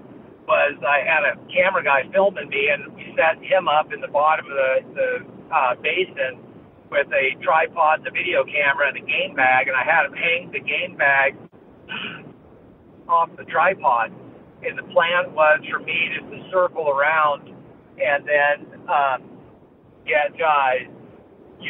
just keep walking side hill until I got directly above where the rimrock was, where the buck was bedded, and then my cameraman was just going to pull the game bag, and then that would be my signal just to drop straight downhill. And normally I would just use hand signals, but the camera guy was too far away for me to be able to pick up the hand signals very well. And so a big white game bag was an easy marker, and I was able to sneak right, all around side hill. And it was funny because the whole time, once I got around the other ridge there, and I was walking, I was like, I kept looking back, and finally that game bag got pulled down, and there was no way I would have been able to find that buck had we not, come up with that solution there, because I thought, well before that was the time that I should have dropped. Yeah, man, hunting with a partner certainly has its pros and cons, but certainly one of the pros is being able to have somebody to flag you in like that. That can make a big difference. You get over there and you don't have a clue where to go, where the deer's at, and it's very, very frustrating, especially if you've hiked, a mile up and around to get over on top of this deer. Yeah, actually, as we're talking about that, it brings up another scenario that I've used a couple of times. It wasn't I'm talking about, but this was going back to partners.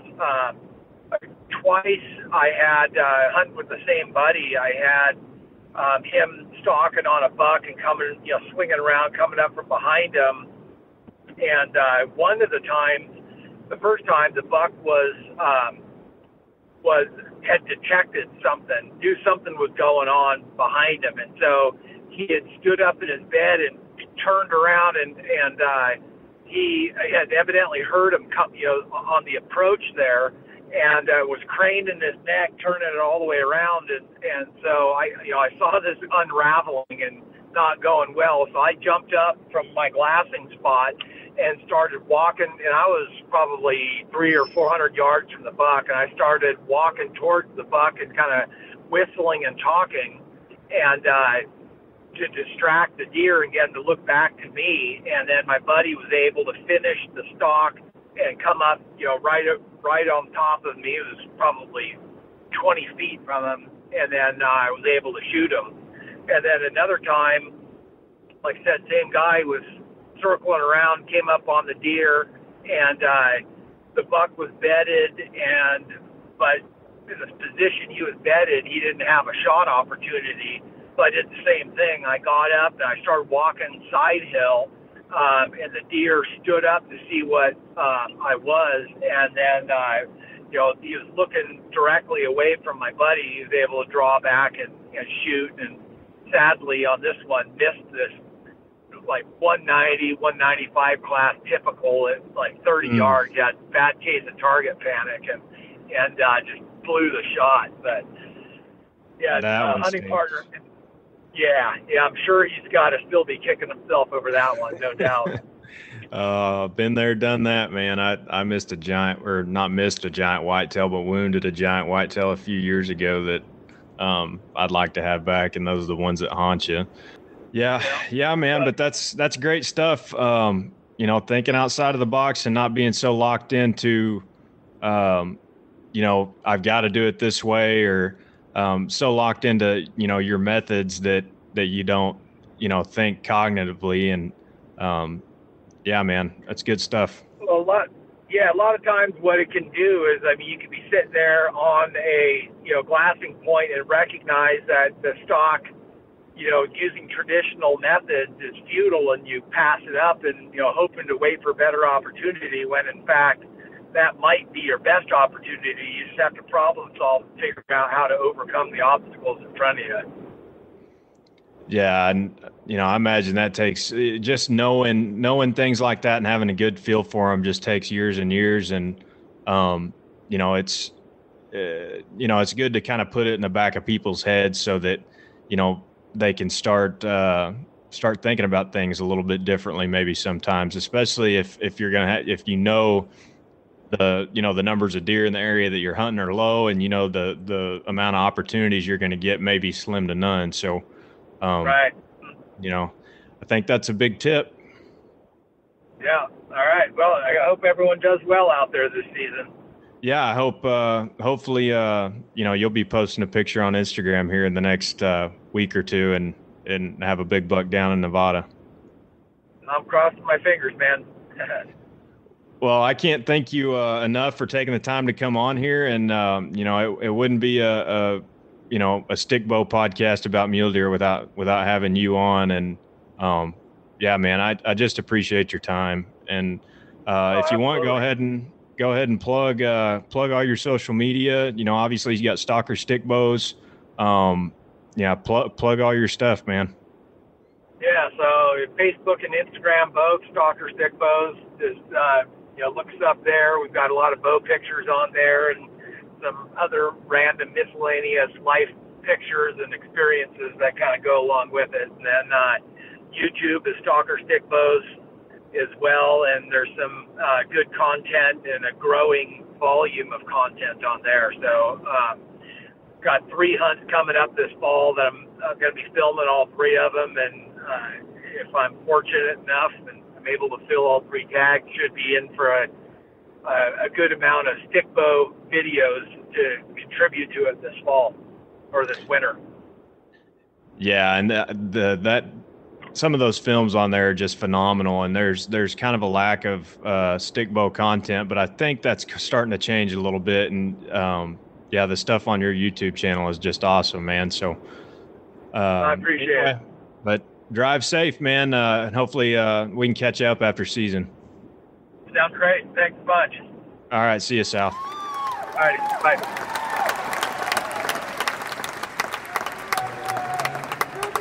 All right, guys. Last but certainly not least, we have Trad Jesus, aka Aron Snyder. What's going on, man?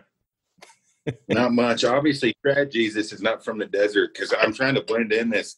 And I'm like three-tone, man. It's bad. So I'm trying to get my inner Denny Sturgis on. Actually, to tell you the truth, I haven't done manual labor in quite some time, and I got all those 3D targets. Jesus can get a blister. Man, I got blister on my freaking finger from swinging a hammer. That should tell you how soft I've gotten from doing funny, man. labor before. I swing a sledgehammer pretty much daily, so my hands are always jacked up. But how's that new range treating you? That looks badass. It's good, actually. It usually rains in the afternoon, and so I was like, man, I better not do the podcast now because it screws up my non-rainy opening. But it's not supposed to rain today, so this was perfect. Good deal, man.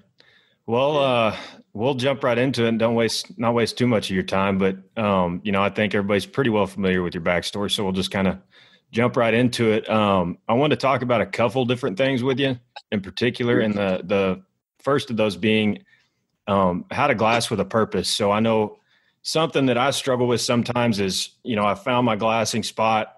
I'm looking at a ridge line or, a mountainside, and just how to pick it apart with, methodically and not just bouncing around everywhere with my glass. You know what I mean? So I get ADD sometimes, and I may be scanning and going from left to right, up to down or whatever. And then I just start getting bored with it and then start jumping around everywhere. And I think that kind of bites me in the ass. But so how do you attack it from the time you start glassing, what glass are you using, and then, just pick it up from there?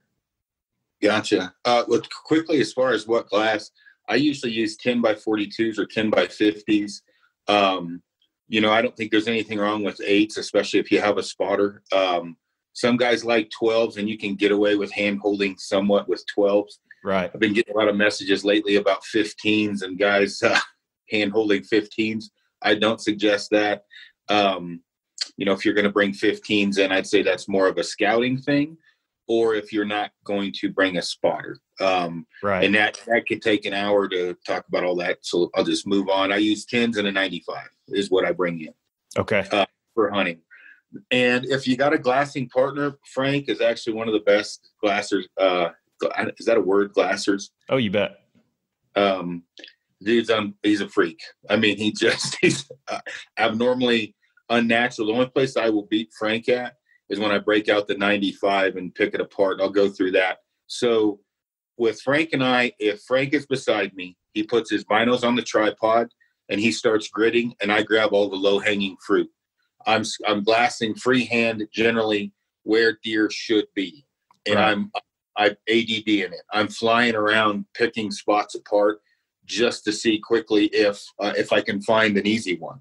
If the low-hanging fruit's not there and I have Frank with me, I grab the 95 and I start gritting out just like he is with the 95.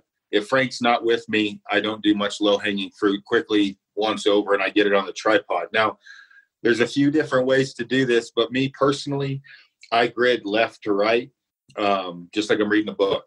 Mm-hmm. And when I grid, people need to really understand that this is where a good spotter, good optics, good binoculars, and a good tripod and head come into play. I'm a big fan of the outdoorsman stuff. And so, if you can imagine, if you're glassing something like my tag here, I'm going to flip that around so nobody can see where my tag's good for. If you're glassing this, what you want to be able to do is, if this is the height of the hillside, mm-hmm. just imagine if your optics, the height of the objective at the distance you're at is an inch in height of this piece of paper.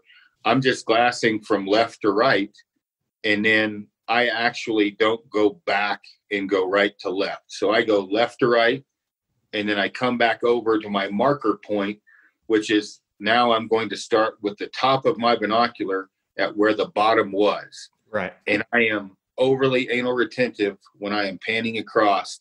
Now, I may do a first glass and go semi-quickly, But when you really slow down, and when I say semi, you're looking for deer standing up, deer feeding, right? When you really pick it apart, and it depends on the distance, if you even want to mess with it, binoculars, you may need to go straight to a spotter. Then you're looking for shaded areas. You're looking for patches of trees that are shaded that a buck will bed in the middle of. And I do the same thing with the spotter, where I start off and then the top of my objective goes to where my bottom of my objective was, and I glass left to right. Now, depending, especially when you're having a hard time finding deer, you may spot a buck by the top 4 inches of its horn. You may spot an ear, a hoof, an ass. I mean, one of the funniest things I've been witness to is a guy coming in that we ran into and was glassing a hillside. We were there, and he'd been glassing for 3 hours. Nothing. Frank and I literally picked up 17 deer in 20 minutes. And that dude, he wasn't lying. I thought, well, maybe he's just bullshitting us, right? Maybe he didn't want us to know. And it really boils down to how you glass and how much you're paying attention. And once you're really, when you're breaking that stuff down, obviously you hit a boulder field, skip over that shit, right? Like, you don't need to pan through a boulder field. You get into steep cliffs, you can probably pan over that. You might pick apart the edges of that if there's chunks of trees where you think that a big deer could bed. But the other thing is too, is as the sun shifts, if you hit big shifts as the sun is pivoting, make sure that as that happens, or if it's cloudy and the sun pops up, get on the glass, because that's going to probably make a deer come up. Once that sun hits them, they don't. Now, someone listening is going to say, I've glassed deer bedded right in the sun, and I'm proud of you, and we all have done that. But that is an exception to the rule. When the sun hits them, they pop up. They're easier to find with movement. And so, without me bouncing around too much, you really want to start thinking about, as you're picking the mountainside apart, first part, the low-hanging fruit, where there would be feeding and where the best bedding chances, where the best options are of them to bed out of the sun. And then once it gets really hot and they're in their final bed, you really can skip the sunny spots for the most part. You'll find them in the sun. Start picking apart the shaded spots as you're gridding out top to bottom, left to right, so on and so forth. Well, I want to back up just a minute. You talk about, I guess the speed of which you're panning, or the speed of which you're going through a lot of this stuff. Does that kind of depend on the time of day? So first thing in the morning, when they're typically going to be up feeding, are you maybe trying to pick through things a little bit quicker because they are going to be standing up? Yeah, a lot faster. And that's where that low-hanging fruit comes from. Right. And I'm still panning pretty fast if there's a high probability of them still standing but maybe moving, going up and down. When it gets hot, a lot of people, biggest mistake you can make is one of the biggest is going after a deer when it first beds, especially if you're solo, because that's going to move. Yeah, I got lucky and killed mine in his first bed, but it probably, looking back on it, was not the smartest thing in the world. But if you get there, you have to assess the situation. If you can get there fast enough and it's a shot that you like, it's a good opportunity for a shot, right? Then you might want to rub some funk on it and get your ass over there. But if it's where Frank and I, one of the areas we hunt, it's 1.5 miles at a minimum to get there. Right. So it's going to take you a good 3 or 4 hours to even get there, huh? Trucking, we can get there in 45 minutes because it's pretty flat. Right. I can do about 15 to 20 minutes moving out with no pack on, as long as there's no, crazy hills. Right. Frank and I timed this, and I mean, we're like, okay, in this specific spot, it could be 45 minutes. Well, the buck I shot where my feet blew through my socks when I was coming off the cliffs. Yeah. Oh yeah, that was a mother. Because I don't know if you remember that ski slope. Shit, that took 20 minutes by itself. That thing was straight up. And so you have to assess all those things. The buck I missed last year with that big dude guiding me in, that buck was his first bed, and I'm like, that bed is too good. He is not moving. And I told him, I said, remember that rule I just told you? Never go. I literally broke the rule 20 minutes after I told him as I'm teaching him. I'm like, that buck is not getting up. he is in too good of a spot and sun will not hit him all day. So there's always exceptions to the rule, but you have to assess. In your case, you went him after in his first bed. If you can figure out where the sun is pivoting, I'm looking up like people can see. If you can watch and imagine where the sun is going to go and shade isn't gonna, if he's going to stay in the shade, you might, if it's a good stick bow opportunity, you might want to get over there. That's one thing Frank and I talked about. He's like, man, I'd wait. And I'm like, dude, you can shoot 70 yards. That's like a par 3. That is not going to get any better for me. It's worth it. I'll run. And so in one of the cases, I ran to get to the deer and I actually got to him. But when I finally got to him, I couldn't pull the shot off. It just, when he stood up, I could see, I basically could have shot him in the head. I didn't have like the full body I wanted, but. Yeah, it took me, I got to 70 yards in a matter of about 20 minutes, and it took me about another 45 minutes to get to 30 yards, which is where I shot him. But it was one of those things. He kind of disappeared around a rock, behind a rock outcropping, and when he disappeared there, he never came out the other side. I gave him about 20 or 30 minutes, and he never came out, and I was like, well, shit, I can make it down there in 15 minutes. And so it was just one of those situations where I felt like I could get in there before he got back up. But so we'll go into kind of the next portion of it at this point. So you've found your target. He's in a good spot. You've made the decision. You're going to go in and try and get a shot, try and put a stalk on him. And the next step is obviously to plan your route. And this has screwed me up on more than one occasion. Just from the standpoint of, from your viewpoint, it looks like easy money, just going to drop down right in on top of it. And then you get over there and it looks like you're on Mars. So That's the first thing you're going to do. So just because I've screwed this up a lot, people, if you're listening and actually want to learn something, grab a pen now, because I fucked this up so much that I've got her down to a science. So if I'm solo. If you're with a buddy, it's much easier. The first thing I'm going to do is I carry a neon green or orange dry stack. I hang it up to where I was at.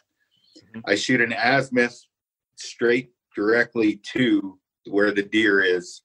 So when I get over there, I can shoot a back azimuth if I think I'm behind it to the bag. So at least I have some semblance of an idea that I might be in the right spot. Right. That still can get fucked up, but that's the first thing I do. The next thing I do, old school, I draw shit out. We don't have to do that anymore. I take a cell phone photo of the mountainside and I put a dot where the deer is and a dot where I think I want to come from. Mm-hmm. I zoom in and I start going through micro topography, snap a photo, and I literally take white lines and draw it on my photo. And then I get that final approach and I put X's of the red alert, like, dude, right there, because I can range it usually. If I can range it, I will range things behind the deer. I know it's not trad, but if it was trad and you carry a rangefinder, if I range something and I'm like, okay, that deer's at 862, all right, behind it is 890. Okay, that's 30 yards, and I know that tree's at 30. So even if I'm not to the tree and I know the tree's there, I may want to get my ADD down 2 more stages and really go slow. And so I range those things, and I'll take notes in my paper. Large tree with dog leg heading north, 36 yards from deer. Now, people may think that's stupid, but I guarantee that's because you haven't done it and been lost as shit. Because in 2001, I was in the Weemanooch, and we didn't have any money back then, and I had just Nikon or crappy binoculars. I made a 1.5 mile stalk, and I shot the wrong deer. And I didn't know it till my buddy got over there. And he's like, dude, the buck you were after was at least 200 yards below you. And I had no idea when I got there. And I had marked stuff. Like back then, we didn't have cell phones, not with, great cameras. So I'd drawn it out. Well, giant flat rock. Well, that names off a lot of rocks. So I get to this flat rock, and I'm like, okay. I start glassing, and I see an antler tip. I'm like, oh, that's him. He must have moved a little. Sat there for a minute, shot him. Woo! My buddy comes over. He's like, dude, you were so effed up on your stock. And I'm like, I don't think I'm going to tell many people that story, because it looked like Mars when you get over there. It looks totally different. South has talked about it before too. Yeah. So I write In the military, it's a target reference point, like a TRP, but I write down very large, very distinguishable items. I will take notes or take pictures and I'll put an X there and I'll draw a line up and over and I'll type out large boulder field, big white rock on top, or I'll write that on a piece of paper when you're doing really long stalks. And people listening in from back east probably think this is stupid. I can't wait till you're so fucking lost that you don't know your asshole from a hole in the ground, because that is how bad it gets. And I've knocked the South. He's been like 400 yards above him, stalking the wrong rock before he figured out. And I'm like, am I the only one? He's like, no. Oh, man, it happened to me in New Mexico. So from the spot we were glassing from, it was, you could pick them out pretty easy. But once you got over there, it was kind of flat and it was really brushy. I thought, okay, I got to get to this one specific rock. Well, you get to that specific rock, and from the spot we were glassing from, I could kind of see down into some of that stuff. Well, it was like a 2-mile hike over there. And once we got there, I get up on this rock and like, I do not have a clue which direction I'm supposed to be going. And it's just because I didn't take the time to take pictures and take more notes. And a 2-mile hike, you know, I mean, it's frustrating to walk 2 miles and get over there and, you know, have to walk right back because you don't have a clue where to go.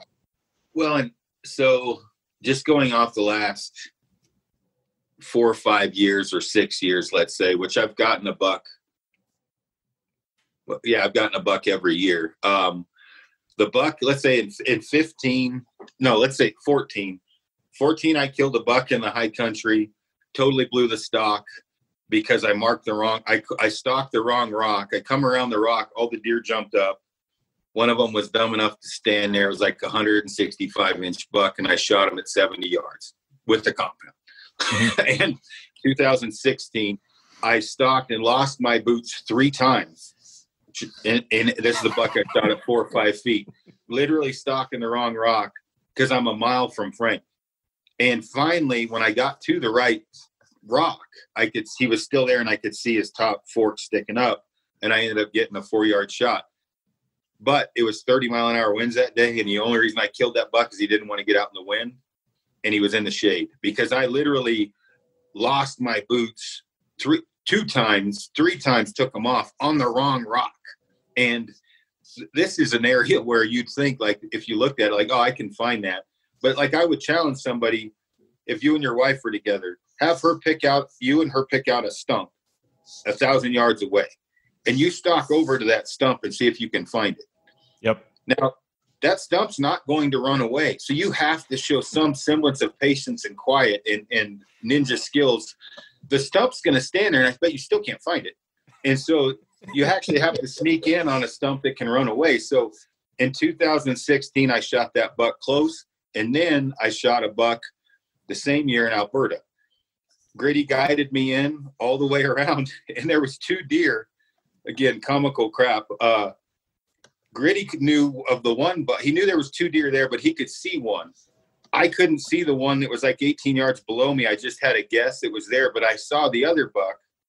And so both of them were in the 170s. So all Gritty sees is an arrow launching over the deer I'm supposed to shoot. And he just thought, I panicked, right, and missed it by 10 yards.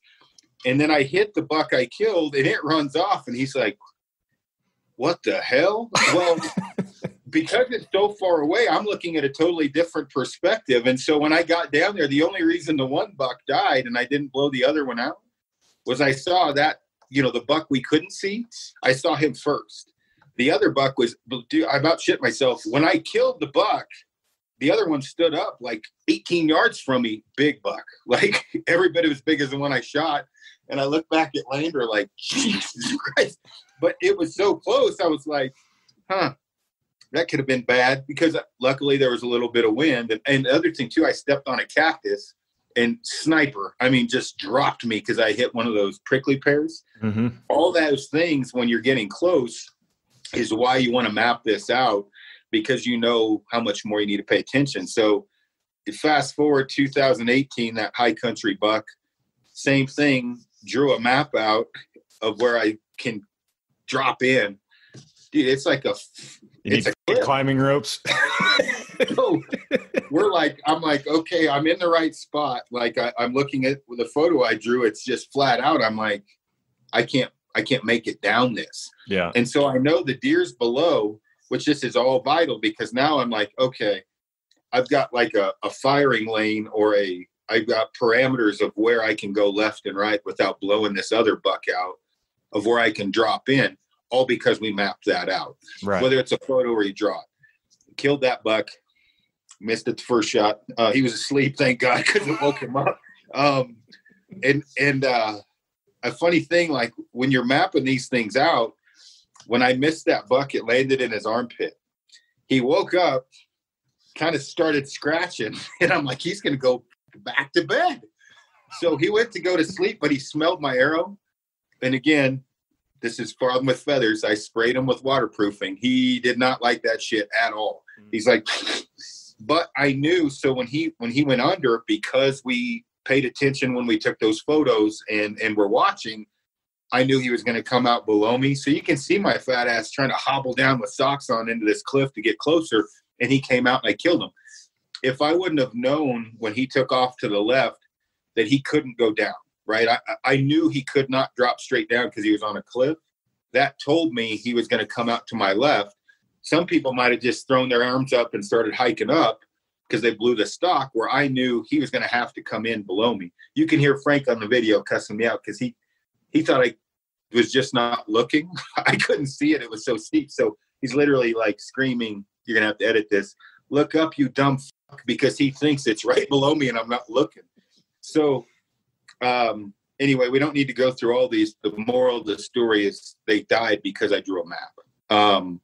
So as you're, looking through these different things, whether you write it out or you take a photo, key things that you don't even think about. Let's say after you shoot it, where it's going to run. Is there a willow, like a giant willow patch?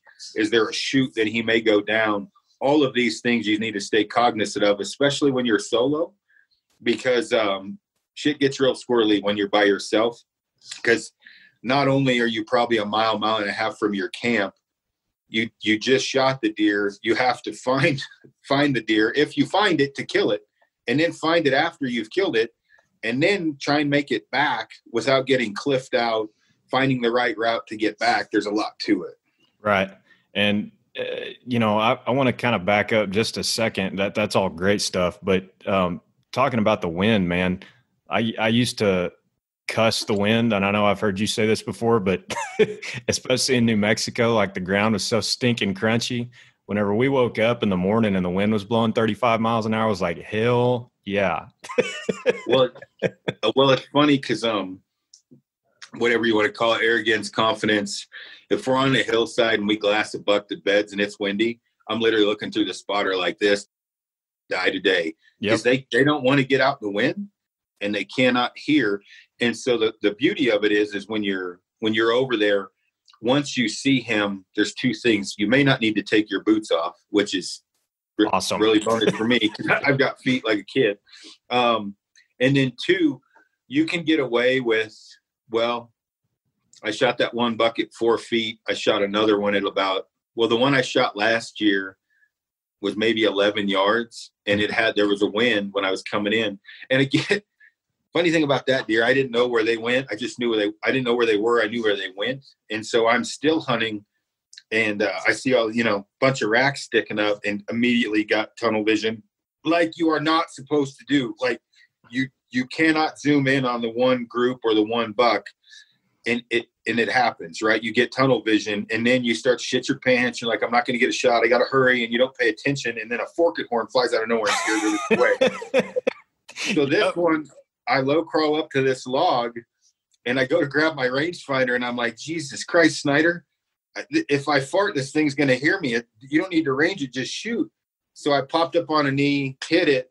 There was a buck 5 yards or less to my right, bedded behind a log, scared the shit out of me because he flew up and Peter Panned it off this cliff. And I'm like, whoa, there was a deer. And I couldn't see exactly where all these deer were. I just knew they were in this patch of trees. So when I dropped into the trees, I was doing my best version of still hunting that I can do because I'm not good at still hunting. You and me both, brother. what saved me was like 50 yards out, I spotted them and there was a wind. And so if there wasn't a wind, I may not have gotten in there because it was being too loud. I'm super sneaky once I know they're there. Before I know they're there, I'm not so much. And so I really have to be cognizant of my surroundings. I get impatient, dude. It's my downfall. That's, not to derail us too much, but like that axis hunt, we were doing a lot of still hunting, and getting impatient and not seeing anything for an hour would screw me every time because I'd start going too fast. But, one more thing that you said that I want to comment on was, you shot at that buck and missed him. And a lot of people would have just kind of folded right there and been like, well, missed him, going back up. And, I thought that was a good point to kind of hammer home, is to always assume that you're going to get a shot or going to get another shot. Yeah, especially with a stick bow, because they do not run away from the stick bow very often. And the other thing too is like, nothing wrong. I mean, I'm going to get bashed by my trophy hunting mule deer friends. If you are going after a buck and a 2.5-year-old deer is really dumber than dirt. A 3.5 is still pretty slow, right? Right. 4.5, you have accomplished something special because they're a different animal at 4.5. 5, they're like genius level. They get super smart. You can still catch them slipping in the high country just because they get so comfortable with their daily activity. The one thing that you do need to pay attention to when you get on those bigger bucks, I would say is extremely important. I got lucky with my that buck at 18. I say I got lucky. Wes shot his riding buddy, his riding dog. These motherfuckers were bad ass to ass, one going down and one going up, unkillable unless you could shoot far. What saved me is Wesley wounded the big one and he was not his normal self. And so he bedded below the bench that I killed mine on. And so they were a little more separated. What I'm getting at is when you blow a buck that's 4 or 5 out, you probably are not going to see that deer for 3 days. Okay. Good point. And you blow a 3-year-old out, you may see him that afternoon. Right. Older deer, you can shit on a spot quick by, again, for those listening that are thinking about taking up mule deer hunting, if it's like, oh man, I'm going to have to hike 200 yards around this spot, but I may be able to sneak over here, don't sneak over there because it's not worth it. Do the 200-yard loop around. Once you blow those deer out, I mean, there's not that many mule deer in the high country to begin with. It's not like elk where you can hear them screaming from a mile away. Right. You've got to find them, and you may have to completely pull up stakes and move multiple basins north to find them. Okay. Cool, man. Well, I've enjoyed it. I thought that was really good stuff. We kind of went off the beaten path a couple times, but I think that was, you brought up a couple good points that I thought maybe we needed to touch on a little bit. And you got anything else, man? No, I don't think so. Buy the best glass you can afford. I'd say you don't. I get that question a lot, and that's something. Hey, are these Vortex razors the same as Swaros? No, they're not even remotely close to the same as Swaros. Like, buy the best glass you can afford, because in the end, if you get into serious high country hunting, you're going to end up getting rid of all the other glass you have to buy a high-end set. Man, the best money I ever spent was on those SLC 15s, man. I don't know that I'll go on another hunt where I'm going to be doing some serious glassing without those things. Yeah, and I'm sure we're running over time, but it's literally like saying, is this Honda Accord the same as that Porsche? It's got about the same gas mileage and, looks cool. It's got the same color. Well, it's going to get you from A to B, but it's not a Porsche. It's not, pick your vehicle. I'm not saying you can't go kill stuff with mid-level binoculars. You will get migraines. There's a lot of negative sides with the chromatic aberration, edge to edge clarity. Buy the best you can afford, and the best you can afford hopefully one day will be the best, because it'll save you a lot of pain and heartache. Yeah, and I saw a guy the other day, and I see the question all the time. It's like, man, I'm going to buy X binoculars, like $600 binoculars, $700 binoculars, and then I'm looking for a spotter in that $1,000 to $1,500 range. And so don't do it. You would for sure recommend somebody to take that $2,100 or whatever and go buy a set of 10 by 42 SLCs and a good tripod. Without a doubt, 100%. It's not an arguable situation, because the chances of you being a quote unquote trophy hunter, spending $700 on binoculars, I'm not saying they're not out there, but they're pretty far and few between. It's a unicorn. You are just looking for a buck. Right. And the binoculars are plenty enough to see a frame to know you want to go after it, especially on a tripod. And when I say trophy hunting, where you start breaking down inches and main beam length and everything else, that's where a 95 or an 85 comes in. It's not really arguable once you've done it. Right. And if you haven't done it, it's the guys that are arguing. If you get me going here, but I hate people to waste money. You pick the best mule deer hunters around. 99.9% of them are running Zeiss, Swaro, or Leica. They're glassing off a tripod, and they've got either 15s, usually Swarovski SLCs. That's pretty much the preferred 15s. They've got 10s or 8s and a 95 or an 85. Some run a 65, depends, but they're all going to glass the same. They're all going to have the highest end optics they can afford, and they're all going to do if they tell you a story, a few twists and turns aside about a stock, we're all going to do about the same thing on the approach, mapping it out, everything else. Well, this is going to be a little selfish of me, but so my system is right now, and I'm just going to bounce this off of you. I carry 8x32 ELs on my chest. They're small. They're really, really easy to handhold. And then I carry the 15 power SLCs and a 65 spotter. So, and I know that's a lot, but I find myself personally, I'm way more effective glassing through those 15 power binoculars than I am through a spotter. So you can tear it up with 15s. Like, it is hard to run with. You know what? It's so embarrassing when Frank's behind 15s. I'm like, hey, Frank, I'm going to go get water, because you just can't keep up with him. I mean, he's finding deer like it's a 3-to-1 ratio. There's a buck. And I'm like, shit. But you're right. I mean, the 15s, the field of view and the power is unbelievable. Yeah. And it's just, for whatever reason, it's probably due to lack of doing it, but I don't find that many deer through a spotter, or not as many as I do through the 15s. And I don't know really what that is. I don't know if it's a comfort thing for me or what, but really the only reason I'm carrying that spotter is when I find something through my 15s, being able to suck it up. Yeah, see, that's the one spot I'll beat Frank and most people is behind a spotter. Mm-hmm. That's where I'm really strong, and it's really picking out very minute details on the mountainside and picking up a deer, meaning, like when Steve and Wesley and Omni and I were glassing, I literally picked up a beam in the middle of a patch of trees that took me 20 minutes for Steve to even see through the spotter, and you knew where it was. But the thing is every now and then that tree branch would do this, and I'm like, dude, that's a freaking horn. He went over there and he almost killed it. It wasn't big enough. I mean, he scored it and was, he wanted a 190, 180 type buck. It was in the 160s. Looking back, I should have went over there, because I definitely would have killed it. But I only saw that. You would have never found that with binoculars, 15s or 10s. Right. And, that's one thing I need to get better about is if I've picked it apart with 15s and picked it apart with 15s, I need to start going to that spotter a little bit more and being more, like in the middle of the day when you don't have shit else to do other than just get behind the spotter and just go slow.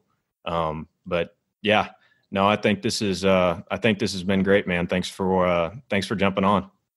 Yeah, no problem at all, man. And good luck to everyone going out there. And remember, if you puss out and hike back to the truck, you can't kill anything. So definitely try and suck it up and stay out there. 100%, man.